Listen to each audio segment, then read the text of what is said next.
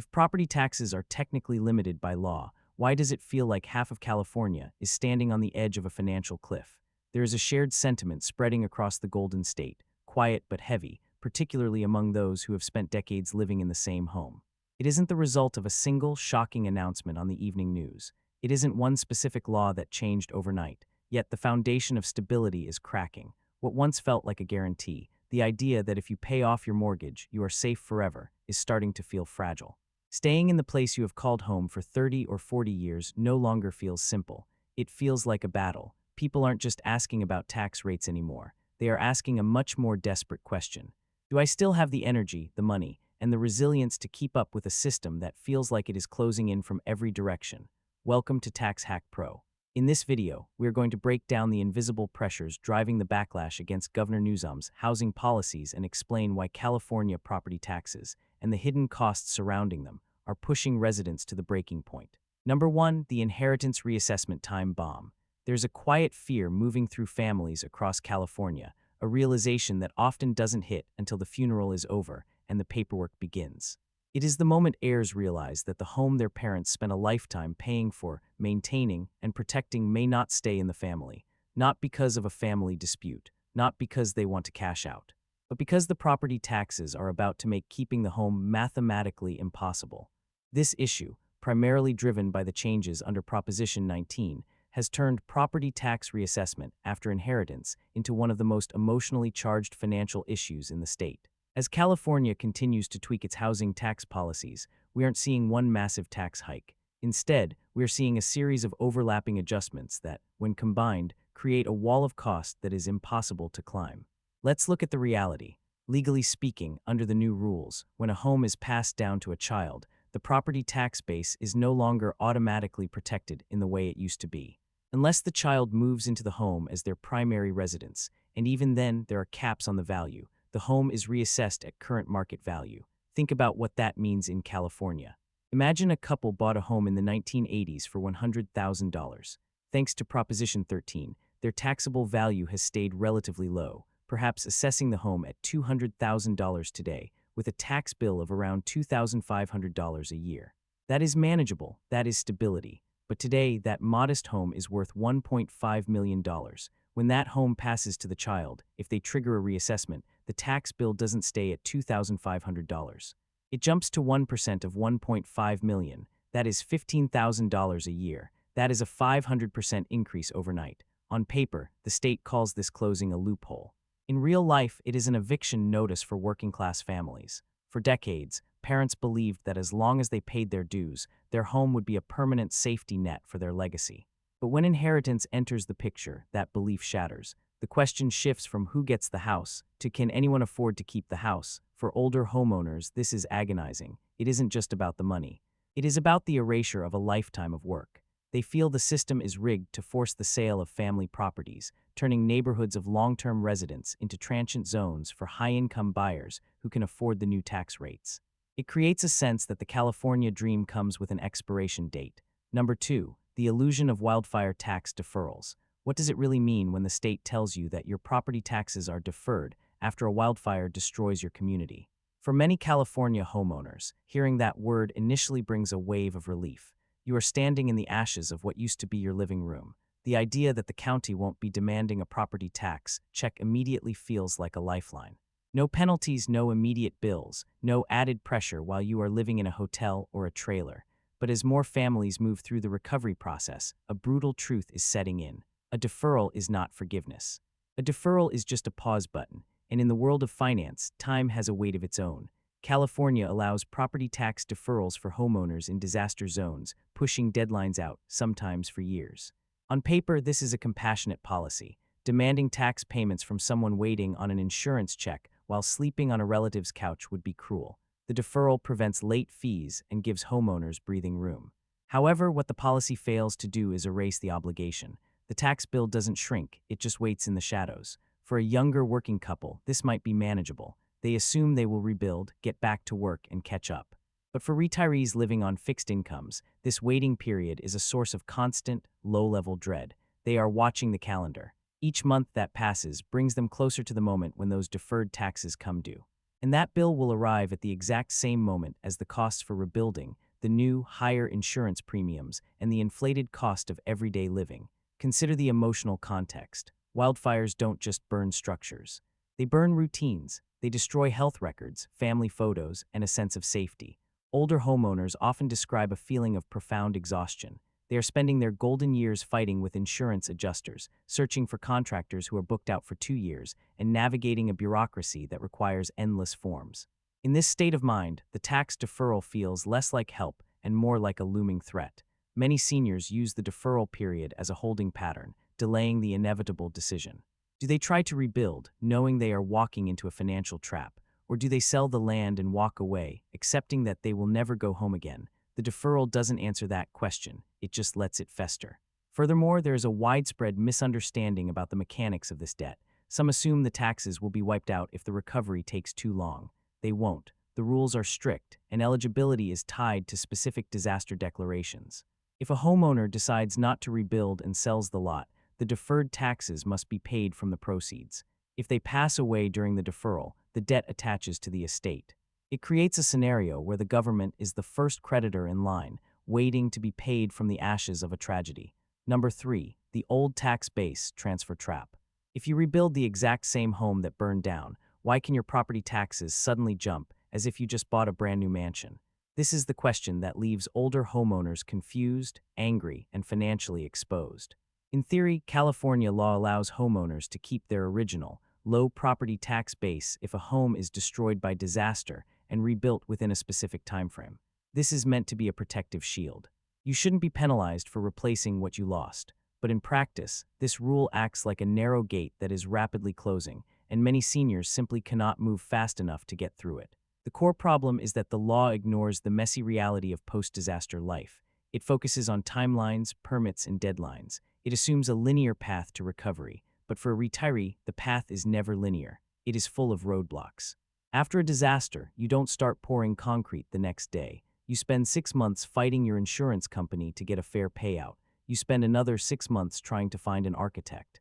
Then you wait for the city to clear the debris. Then you wait for permits. Then you find out there is a shortage of lumber or labor. While all of this is happening, the legal clock on your tax-based transfer is ticking. If you miss the window to complete construction, a window often determined by factors completely outside your control, the new structure can be treated as new construction. That means it gets a new base year value. Imagine a senior whose home was assessed at $150,000 under Prop 13 protections. They rebuild a modest home to replace it, but because of delays, contractors quitting, health issues, supply chain problems, they miss the deadline. Suddenly, the county assesses the new home at its current replacement cost of $800,000. Their taxes go from $1,500 a year to $9,000 a year. This isn't a minor adjustment. This is a catastrophic failure of the safety net. It creates a situation where delays caused by the insurance industry or the construction market end up costing the homeowner their tax status. For someone on a fixed pension, an extra $7,000 or $8,000 a year is impossible. It forces a sale. What is rarely discussed is the psychological toll of living in a race against the clock. Instead of focusing on healing, older homeowners are consumed by the fear that one unanswered email or one slow contractor will cost them their financial future. It turns the recovery process into a high-stakes gamble. Keeping the old tax base is the difference between autonomy and dependency, and right now, the system makes it far too easy to lose. Number 4, density laws and the silent tax base expansion. If rebuilding feels like a race against time, the state's new housing density laws add a pressure that is slower, quieter, and perhaps even more pervasive.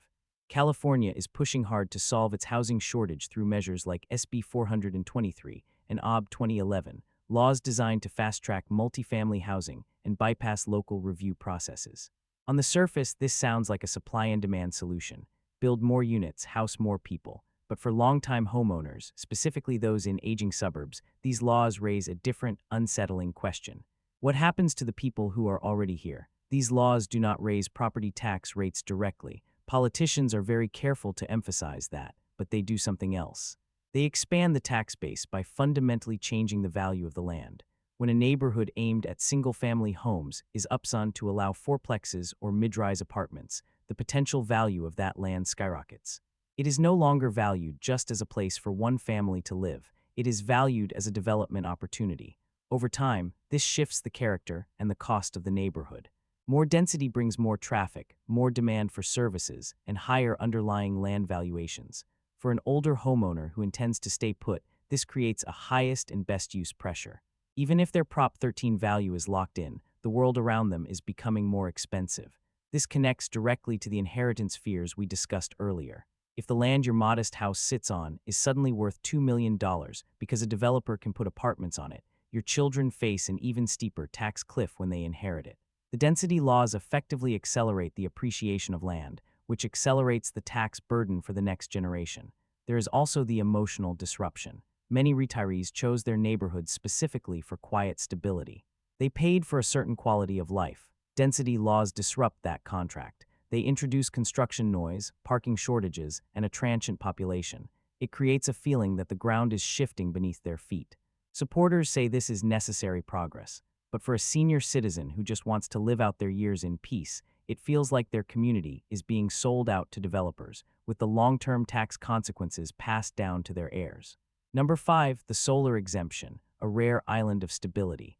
Amidst this sea of uncertainty, what if there was one decision you could make that actually lowered your monthly costs without triggering a tax penalty? For many Californians, the property tax exclusion for solar energy systems stands out as a rare, functioning piece of policy. In a housing landscape where almost every improvement seems to come with a gotcha, the rule that adding solar panels does not trigger a property tax reassessment is crucial. Under current California law, when you install an active solar energy system on your home, the county assessor does not add the value of that system to your property tax assessment. This sounds technical, but it is deeply practical. It offers predictability. For older homeowners, energy bills are one of the most volatile expenses they face. Utility rates in California are skyrocketing. Heat waves force air conditioners to run longer. This makes monthly budgeting a nightmare for anyone on a fixed income. Solar offers a way to flatten that curve, to lock in a lower energy cost, and critically, the state has decided not to punish you for it. If you add a $50,000 kitchen renovation, your taxes might go up. If you add a $50,000 solar system, your taxes stay the same. This is why many retirees view solar not as an environmental crusade, but as a financial fortress. They are trying to remove variables. They are trying to stop the bleeding of their bank accounts. Knowing that this specific upgrade is safe from the tax man allows them to regain a small sense of control. It is one of the few areas where the government seems to be saying, "We want you to stay, and we want you to be able to afford it." Number 6, middle-income housing incentives versus long-term stability. At first glance, tax incentives for middle-income housing sound like a win-win. We aren't talking about low-income subsidies. We are talking about tax breaks for developments that serve the missing middle: teachers, nurses, service workers. California is expanding these incentives to try and keep its workforce from fleeing to Texas or Nevada. For older Californians who rent, this can be a lifeline. If a developer gets a tax break in exchange for capping rents, that means a senior renter might not face a 20% increase next year. That stability is vital. It means fewer seniors living in their cars. It means fewer forced moves away from doctors and support systems. But for longtime homeowners, the impact is double-edged. When the state uses tax policy to reshape a market, it changes the ecosystem. Incentivizing density and development in specific zones draws capital to those areas. It accelerates gentrification. It brings in new amenities, which raises property values, which eventually increases the pressure on everyone. It creates a dynamic where the neighborhood improves on paper, but becomes less affordable in reality for the legacy residents. An older homeowner might see a new, beautiful apartment complex go up down the street. It looks nice. But it signals that their neighborhood is now up and coming. And up and coming usually means expensive to stay. Even if the policy is designed to help, it contributes to the feeling that the California of the past, the affordable, predictable California, is being paved over. Number 7, the death by 1,000 cuts: fees, assessments, and insurance. If you sit down with a group of California retirees and ask them what keeps them up at night, they usually won't say the 1% property tax rate. They will talk about the other line items. They will talk about the bottom half of the tax bill. This is the phenomenon of shadow taxes. Because Proposition 13 limits the general tax rate, local governments have become experts at finding other ways to extract revenue. They use special assessments, parcel taxes, Melrose fees, and bond measures. Do we need a new school library? Pass a bond. Do we need better drainage? Add a parcel tax. Do we need fire protection? Add a special assessment. Each of these items might be $50 or $100, but when you stack 20 of them on top of each other, and when they are approved year after year, the total cost of owning a home swells significantly. These charges often do not have the same caps and protections as the base property tax. They are the leak in the boat that you can't plug. Then you have the elephant in the room, insurance. This is not a tax technically, but for a homeowner it functions exactly like one. It is a mandatory annual payment required to keep your home. In California, the insurance market is in freefall. Major carriers are leaving the state. The remaining ones are raising rates by 30, 40, or 50%. Many older residents are being dropped by their carriers and forced onto the FAIR plan, the state's insurer of last resort, which offers less coverage for significantly more money. When you combine a flat property tax with a skyrocketing insurance premium and increasing local assessments, the total cost of occupancy is rising faster than inflation. This is the squeeze.